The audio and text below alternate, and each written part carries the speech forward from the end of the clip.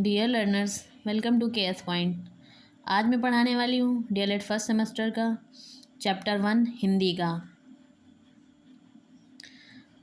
Chapter का नाम है हिंदी भाषा की ध्वनियों को सुनकर समझना और शुद्ध उच्चारण करना।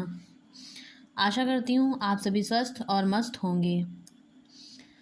तो हम पढ़ेंगे, चैप्टर है पहला, ध्वनियों को सुनकर समझना और शुद्ध उच्चारण करना। तो क्या लिखा है ध्वनि के बारे में? ध्वनि भाषा की सबसे छोटी और सर्वाधिक महत्वपूर्ण इकाई है। ध्वनि चिन्हों के समिष्ट को भाषा कहते हैं। भाषा निर्माण का संपूर्ण ढांचा ध्वनि संकेतों पर निर्भर करता है। तो ये हमारा ध्वनि के बारे में लिखा है। यहीं से एग्ज़ाम में ये पॉइंट आ जाता है कि भाषा की सबसे छोटी इकाई कौन सी है, तो वो हमारी ध्वनि है। भाषा की सबसे छोटी इकाई कौन सी है? ध्वनि है। और ये सबसे सर्वाधिक महत्वपूर्ण इकाई है ना। उसके बाद आता है सहायक सामग्री। जब हम ये पढ़ाते हैं हिंदी, तो उसमें क्या सहायक सामग्री लगती है बच्चों को जब पढ़ाते हैं? तो पहला हो गया ऑडियो, दूसरा हो गया वीडियो। ऑडियो मतलब चीज़ों को सुनाकर, वीडियो मतलब चलचित्र दिखाकर, चीज़ों को दिखाकर, चित्र कार्ड बनाकर, कार्ड पर चित्र बनाकर, चार्ट पर चीज़ें बनाकर, मार्कर के द्वारा हम पढ़ाएंगे, श्याम पट्ट पे जो हम लिखेंगे वो बच्चे देखेंगे। ये हमारी सहायक सामग्री होती है जब हम बच्चों को पढ़ाते हैं। उसके बाद में आता है हिंदी वर्णमाला में 2 प्रकार की ध्वनियाँ होती हैं। तो यहाँ से क्वेश्चन पूछ लिया जाता है कि हिंदी वर्णमाला में कितने प्रकार की ध्वनियाँ होती हैं? तो 2 प्रकार की ध्वनियाँ होती हैं।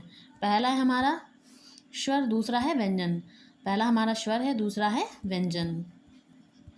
तो एग्ज़ाम में क्वेश्चन पूछा जाए कि हिंदी वर्णमाला में कितनी प्रकार की ध्वनियाँ होती हैं, तो 2 प्रकार की ध्वनियाँ होती हैं। पहला है स्वर, दूसरा है व्यंजन। फिर है भाषा की लघुत्तम इकाई स्वनिम है, इसे ध्वनि नाम भी दिया जाता है। तो एग्ज़ाम में अगर क्वेश्चन आ जाए कि भाषा की सबसे लघुत्तम इकाई कौन सी है, तो वो स्वनिम है। और ऊपर हमने क्या पढ़ा था कि भाषा की सबसे छोटी इकाई ध्वनि है, और ये उसका दूसरा नाम है कि भाषा की लघुत्तम इकाई जो है वो स्वनिम है, इसे ध्वनि नाम भी दिया जाता है। इसे ही स्वनिम को ही ध्वनि कहते हैं। ध्वनि के अभाव में भाषा की कल्पना भी नहीं की जा सकती।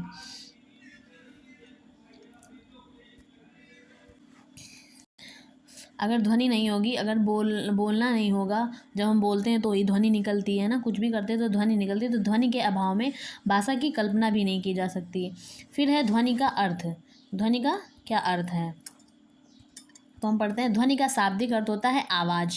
ध्वनि का मतलब आवाज़ निकलना, हम जो बोल रहे हैं उससे भी आवाज़ निकल रही है ना। फिर है अब हमारा ध्वनि का सामान्य अर्थ।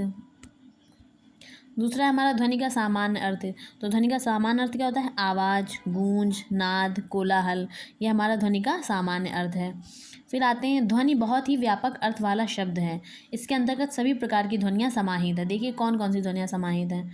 तो जैसे हो गया घंटा बजाने की ध्वनि, जब घंटा बजता है तो टन की आवाज़ आती है। फिर है पक्षियों के चहचहाने की ध्वनि, पक्षी चहचहाते हैं तो ध्वनि निकलती है। फिर है हवा के चलने की ध्वनि, जब हवा चलती है तो कैसी ध्वनि निकलती है ना।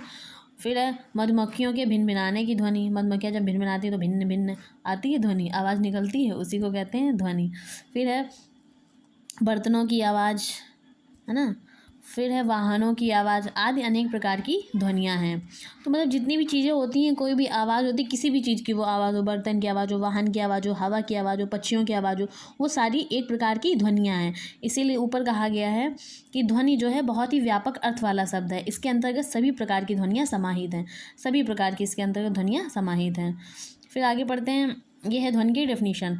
मनुष्य अपने भावों और विचारों को प्रकट करने के लिए विभिन्न ध्वनियों का प्रयोग करता है, उसे ही ध्वनि कहते हैं। क्या लिखा है? मनुष्य जो होता है वो अपने भाव और विचारों को, जब हमारे अंदर जो भाव चल रहे होंगे, विचार चल रहे होंगे, जब हम उनको प्रकट करेंगे तो बोल के ही तो प्रकट करेंगे।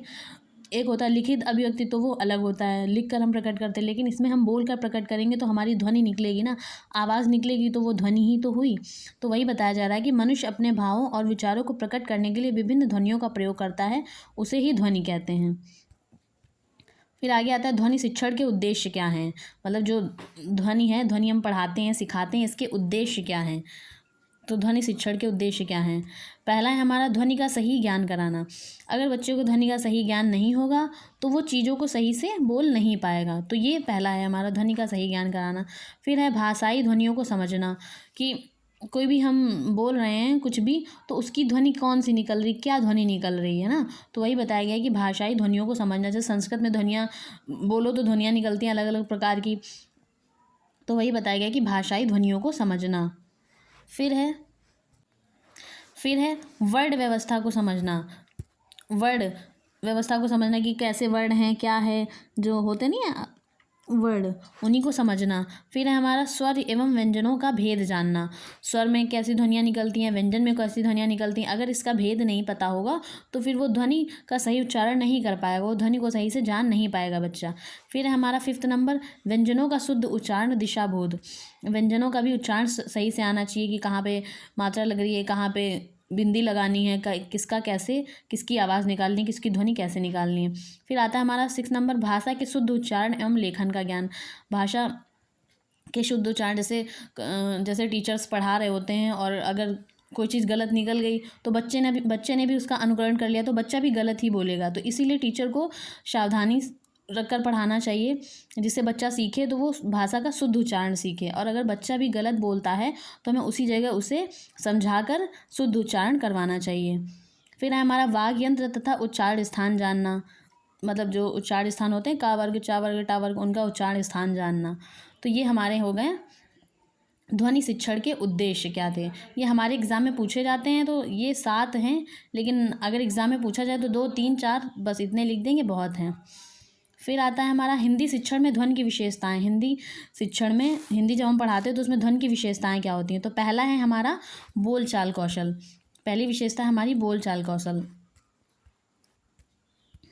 Oral skills. तो हम पढ़ेंगे हिंदी शिक्षण में ध्वनि का प्रमुख उद्देश्य बोलचाल कौशल को सुधारना है। ध्वनि कब निकलेगी, जब हम बोलेंगे तभी ध्वनि निकलेगी। तो बोलचाल कौशल अच्छा होना चाहिए, तभी हम मतलब हमारी ध्वनि अच्छे से निकल पाएगी। यह बच्चों को सही और स्पष्ट ध्वनि का अभ्यास कराने में मदद करता है, जिससे उनकी बोली सही होगी और वे सही से शब्दों का उच्चारण कर पाएंगे। वही हमने बताया ना कि ध्वनि का उद्देश्य जो है वो बोलचाल कौशल को सुधारना है। अगर जब हम बोलेंगे तभी हमारे मुंह से ध्वनि निकलेगी, तो जब हम सही और स्वच्छ बोलेंगे, स्पष्ट बोलेंगे, तभी हमारी ध्वनि अच्छी निकलेगी। फिर है हमारा दूसरा है शिक्षण माध्यम। मतलब शिक्षण माध्यम कैसे पढ़ाया जाए बच्चे को। तो हिंदी शिक्षण में ध्वनि का उच्चारण और सही बोलचाल एक महत्वपूर्ण शिक्षण माध्यम है। इससे बच्चे अच्छे से समझ सकते हैं और सीख सकते हैं। जब हम बच्चे को पढ़ा रहे होंगे तो जब हम खुद स्वयं ध्वनि का उच्चारण सही से करेंगे तो वही बच्चे भी टीचर का अनुकरण करेंगे।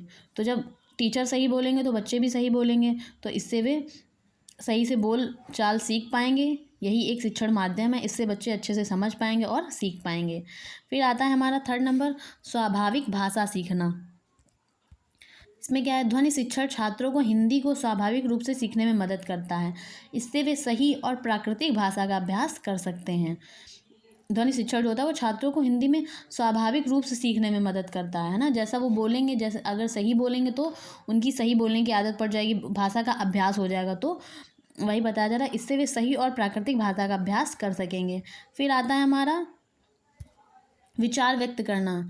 जब ध्वनि के द्वारा, बोल चाल के द्वारा अपने विचारों को व्यक्त किया जाता है, तो ध्वनि शिक्षण के माध्यम से छात्र अपने विचारों और भावनाओं को स्पष्ट रूप से व्यक्त कर सकते हैं। ये यहाँ पे सही कर लीजिएगा, ये व्यक्त लिखा है, व्यक्त, अपने भावों को व्यक्त करना, है ना। या उन्हें सही शब्दों का चयन करने में मदद करता है। तो विचार व्यक्त करना, जब बच्चे के अंदर विचार चल रहे होंगे तो जब वो बोलेगा लोगों के सामने तो उसे सोच समझ कर बोलना पड़ेगा और सब अच्छे शब्दों का चयन करना पड़ेगा। तो वही बताया जा रहा है कि ध्वनि शिक्षण के माध्यम से छात्र अपने विचारों और भावनाओं को अच्छे से व्यक्त कर सकता है। इससे उसे सही शब्दों का चयन करने में मदद मिलेगी। फिर आता है हमारा अच्छी सुनने की क्षमता। जब हम चीज़ों को अच्छे से सुन पाएंगे तो उनका उच्चारण भी सही से कर पाएंगे। तो ध्वनि शिक्षण से बच्चे सही और स्पष्ट ध्वनि को सुन सकते हैं, जिससे उनकी सुनने की क्षमता में सुधार होता है। जब बच्चे सही से सुन पाएंगे तो उसका उच्चारण भी सही से कर पाएंगे, उसको बोलेंगे भी सही से, तो उसकी ध्वनि भी सही निकलेगी। फिर आता है हमारा व्याकरण कौशल। व्याकरण का कौशल होना चाहिए, व्याकरण का भी ज्ञान होना चाहिए। तो सही ध्वनि और वर्णों के माध्यम से छात्रों में व्याकरण कौशल में सुधार होता है, जिससे उनकी भाषा में भी सुधार होता है। जब बच्चे सही सही ध्वनि निकालेंगे और वर्णों को सही पढ़ेंगे तो छात्रों में व्याकरण कौशल का विकास होगा, इससे उनकी भाषा में भी सुधार होगा। तो आज इतना ही। आज मैंने पढ़ाया है हिंदी का 1st चैप्टर ध्वनि। अगर आपको मेरी वीडियो पसंद आती है तो आप मेरी वीडियो को लाइक करें, शेयर करें एंड चैनल को सब्सक्राइब करें। Thank you so much.